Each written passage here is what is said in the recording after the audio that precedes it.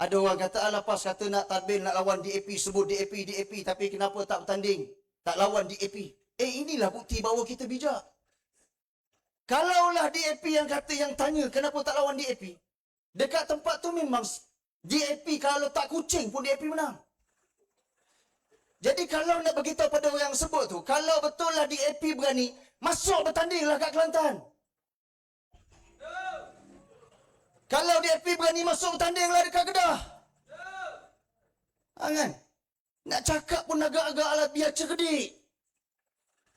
Jadi bagaimana untuk kita memastikan DAP tidak memerintah, DAP tidak berkuasa di negeri Johor ini, sebab tu kita masuk di tempat-tempat yang kawan-kawan DAP bertanding.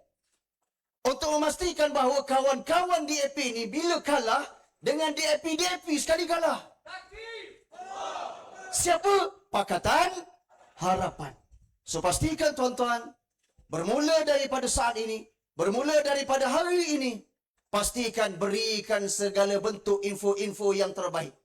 Kita ada negeri Kedah, kita ada negeri Terengganu, iaitu pengerusi Perikatan Nasional kita, yang berhormat Dr. Sam, menunjukkan kehebatan dalam pentadbiran. Kita ada negeri Kelantan, kita ada negeri Perlis, begitu banyak rekod-rekod cemerlang yang ditunjukkan oleh wakil-wakil Perikatan Nasional kepada anak muda agar mereka yakin untuk memberikan undi mereka kepada Perikatan Nasional dan menolak Pakatan Harapan. Boleh ke tidak?